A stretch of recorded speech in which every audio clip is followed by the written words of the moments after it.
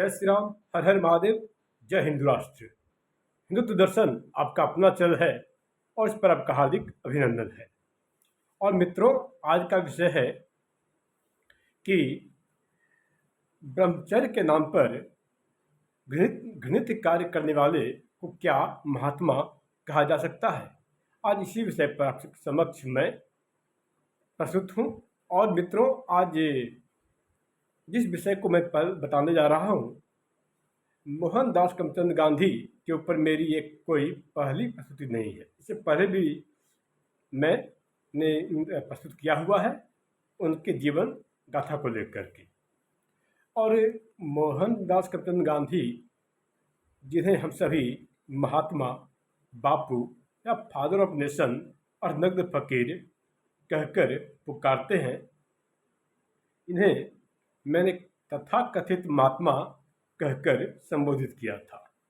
और इस विषय पर किन्हीं बंधुओं को इससे आपत्ति थी और इसमें उनका पूर्ण रूप से अधिकार है कि वो आपत्ति जता सकें। जिस तरह उन्हें आपत्ति जताने का अधिकार है, वैसे ही मुझे भी अभिव्यक्ति का अधिकार है। जैसे अभिव्यक्ति की स्वतंत्रता उन्हें थी, वैसे मुझे भी है। और जो भी इस बात का को ये कहा करते हैं कि आपको उन्हें तथाकथित महात्मा नहीं कहनी चाहिए थी और उन्हें महात्मा की उपाधि, तो मैं बता दूं कि संविधान के अनुच्छेद 18 के अंतर्गत ऐसी कोई व्यवस्था नहीं है और उन्हें कोई महात्मा की उपाधि दी नहीं गई है। आप इसे आरटीआई के माध्यम से भी पता कर सकते हैं। और मित्रों, जिन्हें हम बापू, फादर ऑफ नेशन कहकर पुकारते हैं, उन्हीं महात्मा गांधी के विषय में भारत के संविधान के निर्माता डॉक्टर भीमराव अम्बेडकर ने भी उन्हें महात्मा मानने से इनकार कर दिया था। और उनके मुख से मुखारबिंद हुआ था कि मोहनदास करमचंद गांधी में ऐसी कोई बात नहीं जिससे कि मैं उन्हें महात्मा कहूँ या उन्हें महात्मा कहा जा सके। और बाबा भीमराव रामजी अम्बेडकर इनका पूरा नाम था और इनके नाम में से राम नाम को छुपा दिया गया था, हटा दिया गया था। और इनका पूरा नाम था भीमराव रामजी अम्बेडकर। तो इनके द्वारा ये कहा गया कि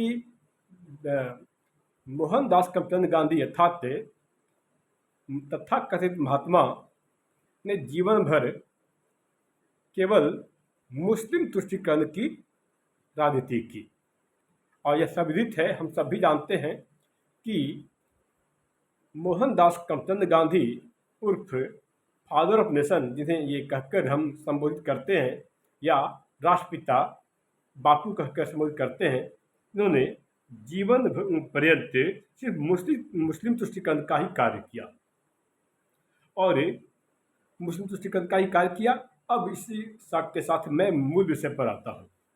मूल विषय यह है कि जब यूपीए की सरकार, खासकर कांग्रेस प्रायोजित सरकार थी, केंद्र में कांग्रेस की सरकार थी, तब महात्मा गांधी को लिखे गए चिट्ठियों, पत्रों को करोड़ों रुपए में क्यों खरीदी गई। जी हाँ, मोहनदास करमचंद गांधी उर्फ महात्मा गांधी के द्वारा लिखित पत्रों को, चिट्ठियों को तत्कालीन सरकार ने करोड़ों रुपए में इसे खरीदी। और आखिर इनके द्वारा लिखे गए पत्रों को केंद्र में बैठी तत्कालीन कांग्रेस सरकार यानी यूपीए की सरकार ने करोड़ रुपए खर्च करके क्यों खरीदे। इस बात की तह में जाने पर जो बातें पता चली, यदि आप सभी को यह पता चले तो आपके और हम सभी के पैरों तले से जमीन खिसक जाएगी। इस बात की गहराई में जाने पर यह बात पता चली कि उनके अनेक प्रेमिकाएं थी, यानी बिलवेड थी। और ये सारे पत्र तथाकथित महात्मा के द्वारा अपनी प्रेमिकाओं को लिखे गए थे। यह सारी बातें सार्वजनिक न होने पाए, इस कारणवश से तत्कालीन यूपीए की सरकार, जिसमें मुख्य रूप से कांग्रेस की सरकार थी, उस समय इन्हें इस पत्रों को करोड़ों रुपए में करोड़ रुपए से खरीदे गए, करोड़ रुपए खर्च करके से खरीदे गए, जिससे कि बात को आगे बढ़ न पाए और ये बात दब कर रह जाए। और इससे संबंधित हमारी पिछली प्रस्तुति में वर्णित है। संदर्भ के लिए एक बार फिर से इस बात को आप सबके समक्ष रखने का कार्य कर रहा हूँ। आप और हम जिन्हें महात्मा कहकर संबोधित कर रहे हैं, इस तथाकथित महात्मा के 18 स्त्रियों के साथ ब्रह्मचर्य के नाम पर इन्होंने ये नग्न होकर सोते थे और नग्न होकर उनके साथ स्नान करते थे। और तो और इन 1.5 दर्जन अर्थात 18 महिलाओं स्त्रियों के से मसाज भी करवाते थे। और इस बात के प्रमाण विश्व भर में प्रसिद्ध महान लेखक वेद मेहता द्वारा लिखित पुस्तक से प्राप्त होता है। वेद मेहता द्वारा लिखित पुस्तक का नाम है Mahatma Gandhi and his apostle. Mahatma Gandhi and his apostle के पृष्ठ संख्या 204 और 211 से प्राप्त होता है। वेद मेहता द्वारा लिखित पुस्तक महात्मा गांधी एंड हिज एपोस्टल के पृष्ठ संख्या 204 और 211 में लिखा है कि 24 वर्षीय सुशीला नैयर के साथ गांधी नग्न होकर नहाया करते थे। आप जिन्हें महात्मा जैसे शब्द कहकर शोभित करने का कार्य कर रहे हैं, ये ऐसे ही व्यक्ति थे कि मनुबेन, जो इनके संबंध में इनकी पोती के समान थी, पोती लगती थी, उस मनुबेन जिनकी उम्र 18 वर्ष थी के साथ भी उन्होंने ब्रह्मचर्य के नाम पर भी उनके साथ ऐसा घृणित कार्य किया। और गांधी लिखित पुस्तक द लास्ट और मनुबेन गांधी लिखित पुस्तक द लास्ट ग्लिम्सेज ऑफ बापू से प्राप्त होते हैं। तो मनुबेन गांधी ने जो पुस्तक लिखा था का नाम था द लास्ट ग्लिम्सेज ऑफ बापू। तो द लास्ट ग्लिम्सेज ऑफ बापू के पेज संख्या 334 में लिखित है, 1.5 दर्जन औरतों स्त्रियों के साथ ब्रह्मचर्य के नाम पर नग्न सोना और इन 1.5 दर्जन औरतों से मसाज करवाने के प्रमाण भी सुप्रतिष्ठित लेखक लाइब्रेरियन गिरिजा कुमार माथुर ने भी माना है। अर्थात 1.5 दर्जन स्त्रियों के साथ औरतों के साथ नग्न होकर सोना और नग्न होकर स्नान करना के प्रमाण इन दोनों ही लेखकों से प्राप्त हुए हैं।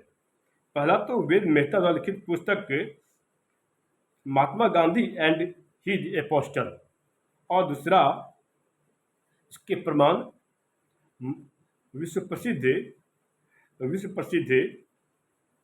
लाइब्रेरियन गिरिजा कुमार माथुर ने भी इस बात के प्रमाण दिए हैं। और आप जिन्हें महात्मा कहते नहीं अघाते, इस तथाकथित महात्मा महापुरुष के बारे में बीवी अमतुस्सलाम ने गांधी के बारे में कहा था कि मोहनदास करमचंद गांधी अर्थात महात्मा गांधी सेक्स एडिक्ट थे। और जिन्हें भी आप इस बात की गहराई में जाना हो तो वेद मेहता द्वारा लिखित पुस्तक महात्मा गांधी एंड हिज एपोस्टल की पेज संख्या 204 और 211 का अवश्य अध्ययन करें। थोपे गए तथाकथित महात्मा एक ऐसे व्यक्ति थे जिनके सामने इनके पिता की लाश पड़ी हुई थी और यह कामुक व्यक्ति अपनी रोती हुई पत्नी कस्तूरबा बाई से संभोग कर रहे थे, वो भी जबरदस्ती, वो भी जबरन। और ये बात स्वयं तथाकथित महात्मा ने अपने मुख से मुखारबिंद किया है। आप जो भी इन्हें महात्मा कहकर पुकारते हैं, इनके सगे पुत्र ने इन्हें हिंदू धर्म के लिए अभिशाप कहा था। इनके इस पुत्र का नाम रामदास गांधी था। तो रामदास गांधी जो इनके पुत्र थे, इन्होंने ही महात्मा गांधी को हिंदू धर्म के लिए श्राप कहा था। जिन्हें महात्मा कहकर संबोधित किया जा रहा है, ऐसे ही गिरे हुए पतित व्यक्ति थे। विवाह होने के बावजूद भी रविंद्रनाथ टैगोर, गुरु के नाम से रविंद्रनाथ टैगोर की भांजी, उनकी भांजी का नाम सरला देवी चौधरानी था। तो सरला देवी चौधरानी को महात्मा गांधी अपनी आध्यात्मिक पत्नी कहा करते थे। आज तक में कभी हम लोगों ने नहीं सुना किसी की कोई आध्यात्मिक पत्नी।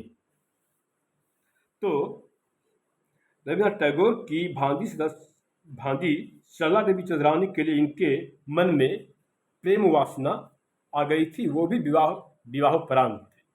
जिसका विवाह पहले से हुआ हो, उसके मन में ऐसी भावना आए, काम वासना आए किसी और स्त्री के लिए, पर स्त्री के लिए, उसे क्या कहा जाएगा? उसे पापात्मा कहा जाएगा या महात्मा कहा जाएगा? यह आप सभी भली भांति जानते हैं। आप जिस मोहनदास करमचंद गांधी को महात्मा, बापू या फादर ऑफ नेशन पुकारते हैं, अवश्य पुकारे, या आपके ऊपर निर्भर करता है। पर हम भी उन्हें महात्मा कहें, ये इस पर न तो हम पर न किसी पर बाध्यता है कि हम भी उन्हें महात्मा कहें।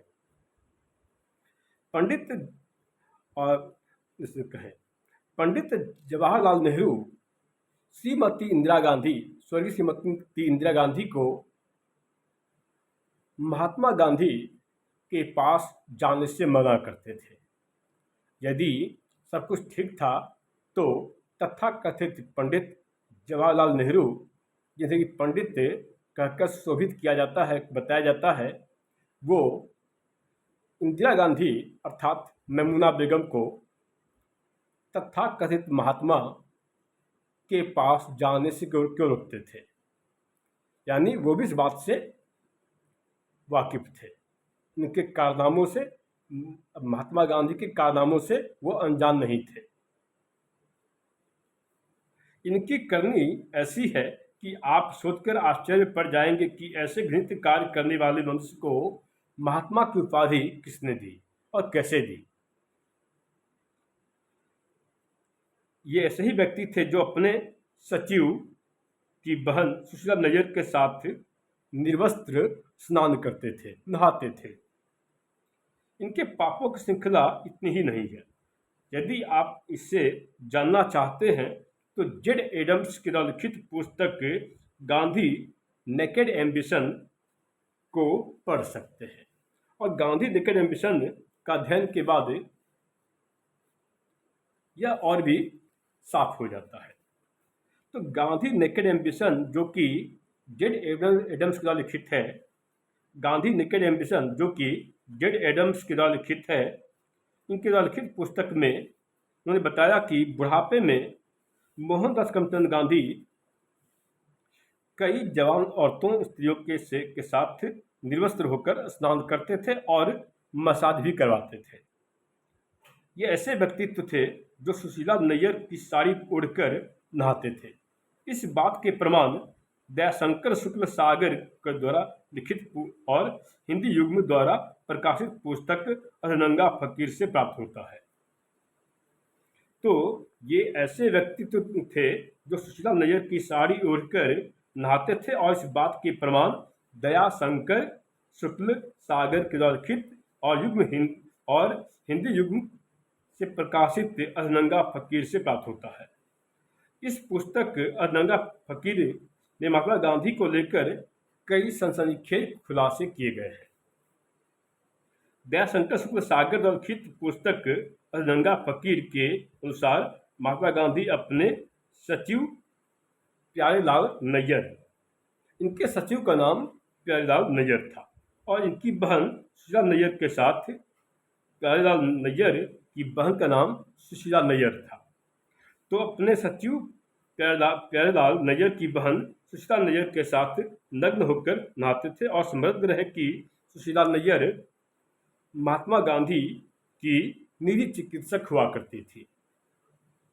तो एक बार फिर से इस बात को बता दे रहा हूं कि इस प्रमाण के लिए दयाशंकर शुक्ल सागर द्वारा लिखित और हिंदी युग्म द्वारा लिखित प्रकाशित पुस्तक अजनंगा फकीर का भी आप अध्ययन कर सकते हैं। मित्रों, जो भी सनातन हिंदू धर्म से संबंधित मनुस्मृति की आलोचना करते हैं और उस पर मनुवाद की बात करते हैं, इन्हें बता दूं, मनुस्मृति में लिखा है कि एक विवाहित पुरुष यदि पर स्त्री की कामना करता है तो ये महापाप है। ठीक इसी प्रकार यदि विवाहित स्त्री यदि पर पुरुष की कामना करती है तो ये पाप है। तो जिसे पापात्मा कहा जाना चाहिए उसे महात्मा कैसे कहा जा सकता है? और सनातन हिंदू धर्म से संबंधित और इस महाभारती भारतवर्ष के वास्तविक इतिहास को जानने के लिए और सनातन हिंदू धर्म के गूढ़ रहस्य को जानने के लिए आप अपना बहुमूल्य योगदान प्रदान करने की कृपा करें। और एक सनातनी भाई का यह आग्रह है और हम सभी का लक्ष्य है अखंड सनातन राष्ट्र, अखंड हिंदू राष्ट्र। तो कहते जय श्री राम, हर हर महादेव।